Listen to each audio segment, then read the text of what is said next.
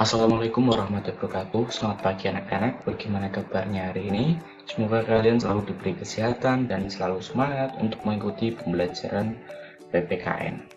Pada hari ini kita sudah masuk di bab 3, yaitu tentang perumusan dan pengesahan Undang-Undang Dasar Negara Republik Indonesia tahun 1945.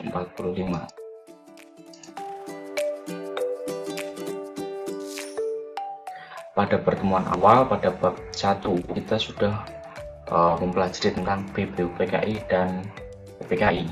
Nah, di dalam sidang pertama BBUPKI, Muhammad Yamin itu pernah menyatakan bahwa rakyat Indonesia mesti mendapat dasar negara yang berasal dari peradaban kebangsaan Indonesia. Orang Timur pulang kebudayaan Timur. Kita tidak berniat lalu akan meniru sesuatu susunan tata negara negeri luaran. Kita bangsa Indonesia masuk yang beradab dan kebudayaan kita beribu-ribu tahun umurnya. Maksudnya apa?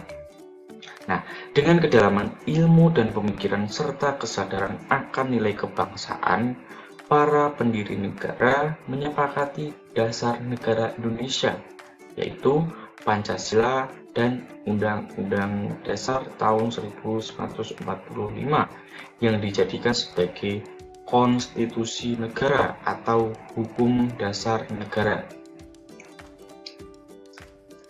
Tata penyelenggaraan negara dan bernegara itu harus didasarkan pada Pancasila dan Undang-Undang Dasar Negara Republik Indonesia tahun 1945. Nah, kalian sebagai warga negara itu sudah semestinya memahami konstitusi negara, menumbuhkan kesadaran akan pentingnya konstitusi mestilah dimulai sejak dini. Nah, di bab 3 ini kalian akan mempelajari lebih jauh tentang kesadaran berkonstitusi.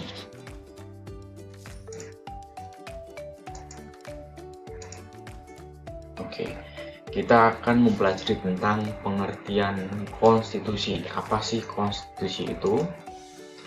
Konstitusi adalah hukum dasar atau undang-undang dasar.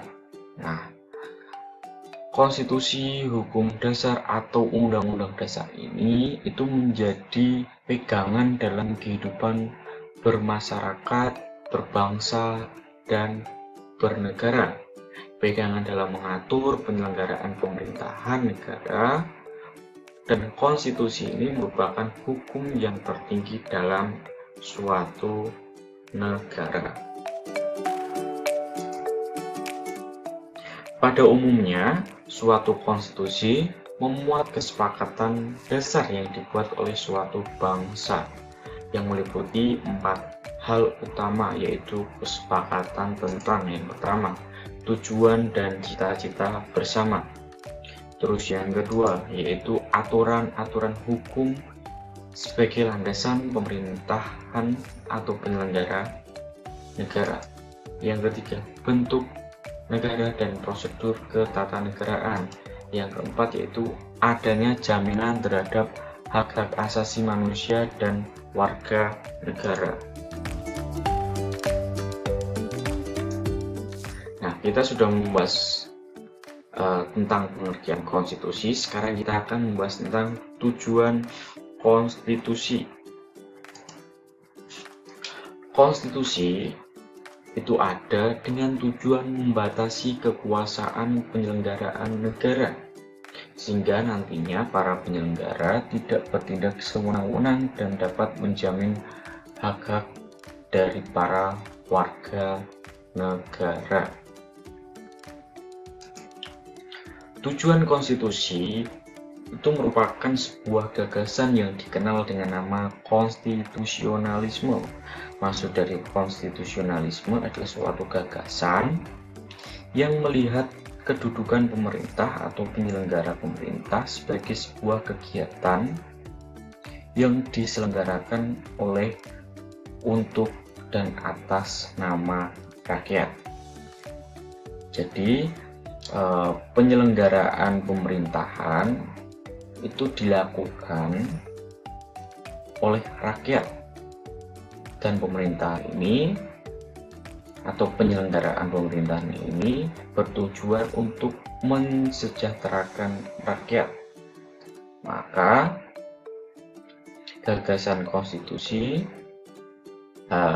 merupakan sebuah gagasan yang kedaulatannya itu berada di tangan rakyat.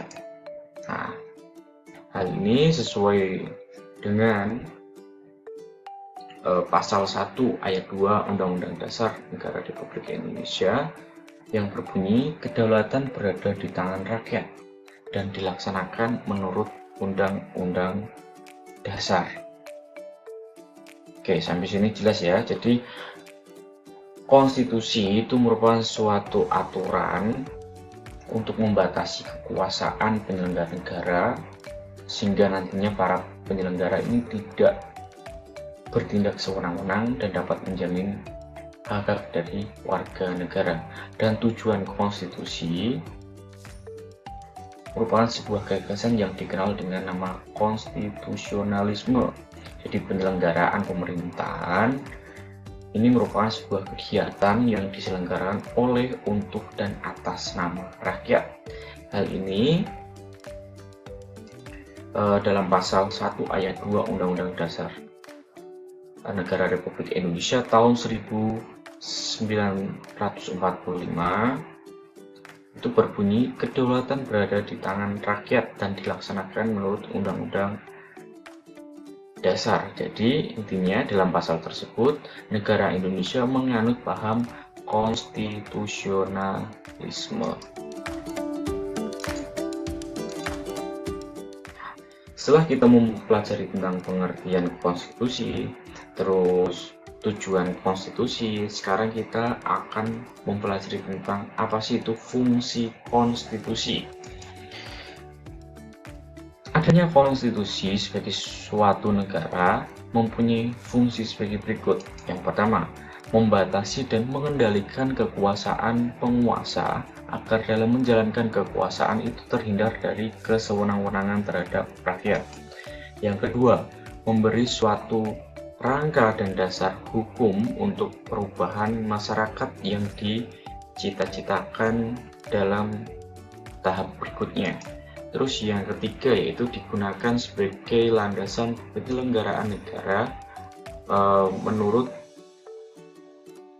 sebuah sistem ketatanegaraan tertentu yang dijunjung tinggi oleh semua warganya, baik itu penguasa maupun rakyat, serta digunakan sebagai landasan struktural.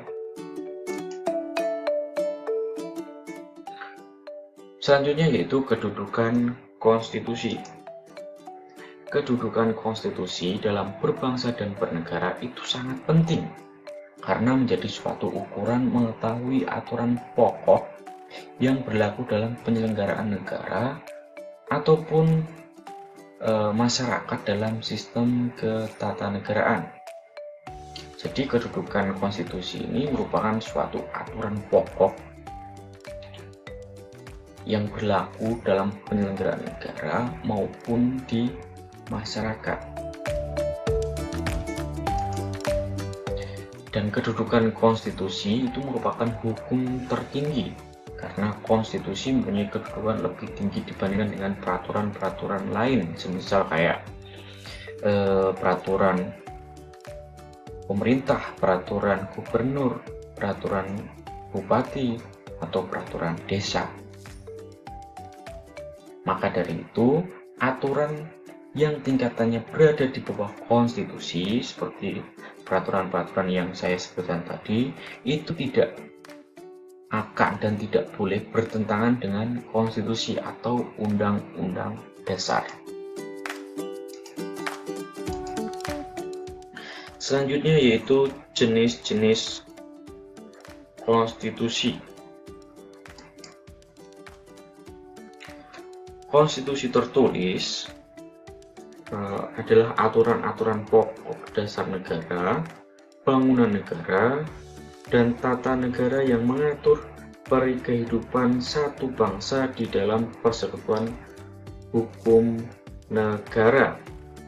Nah, Undang-Undang Dasar Negara Republik Indonesia tahun 1945 merupakan hukum tertulis yang sifatnya mengikat, dan konstitusi ini berkaitan erat dengan cara suatu pemerintahan diselenggarakan. Sedangkan konstitusi tidak tertulis disebut juga konvensi, yaitu kebiasaan ketatanegaraan yang sering timbul dalam sebuah negara. Nah, contohnya yaitu pengambilan keputusan di MPR berdasarkan musyawarah mufakat, terus pidato presiden setiap tanggal 16 Agustus 1945 di sidang paripurna DPR. Oke, sekian materi hari ini. Jika ada yang belum jelas, boleh ditanyakan. Sekian pembelajaran pada hari ini. Saya tutup. Wassalamualaikum warahmatullahi wabarakatuh.